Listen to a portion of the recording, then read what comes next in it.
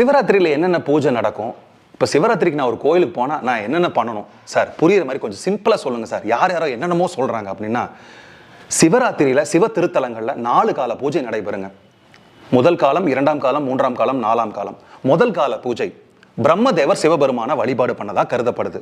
2ஆம் கால பூஜை மகாவிஷ்ணு சிவபெருமான வழிபட்டதா கருதப்படுது. 3ஆம் கால பூஜை அம்பாள் சிவபெருமான வழிபட்டதா கருதப்படுது. 4ஆம் கால பூஜை தேவர்கள், யோகிகள், ரிஷிகள், மனிதர்கள் எல்லாரும். இப்போ இந்த 4 கால பூஜையில் ரொம்ப ரொம்ப முக்கியமாக கருதப்படக்கூடிய பூஜை வந்து இந்த 3ஆம் கால பூஜை. நீங்கள் எதை மிஸ் பண்ணுறீங்களோ இல்லையோ, தயவு செஞ்சு இந்த 11:36 12:24 மணி வரைக்கும் இருக்கக்கூடிய அந்த 3ஆம் கால பூஜையில் ஏதோ ஒரு சிவத்தரத்தில் நீங்கள் முதுகெலும்பை நேராக வச்சு போய் பேசாமல் உட்காந்துருங்க. ஏதாவது ஒரு சிவ திருத்தலத்தில் உங்களுக்கு ஏதாவது ஒரு ஆஃபர் கொடுக்குறாங்க, உங்கள் கையாலேயே வில்வத்தை போடுங்க, உங்கள் கையாலேயே பால் ஊற்றுங்க அப்படின்னா ரொம்ப ரொம்ப ரொம்ப சிறப்பான விஷயம். ஏன்னா இதை நான் ஏன் வீட்டில் செய்ய வேண்டாம், நீங்கள் சிவ திருத்தலத்துக்கு போங்கன்னு சொல்கிறேன்னா, வீட்டில் நம்ம எப்பவும் இருக்கக்கூடிய அந்த வைப்ரேஷன், அந்த எனர்ஜி மட்டும்தான் இருக்கும். ஆனால் நீங்கள் ஒரு கோயிலுக்கு போகும்போது அது உங்களுக்கு புதுவிதமான வைப்ரேஷன் உண்டு பண்ணும்.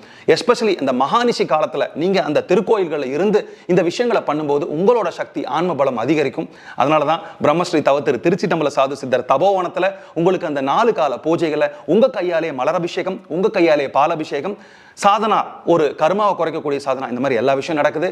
உங்க எல்லாரையும் நம்ம குருநாதரோட தபோவனத்தில் சந்திக்கிறேன். நன்றி, வணக்கம்.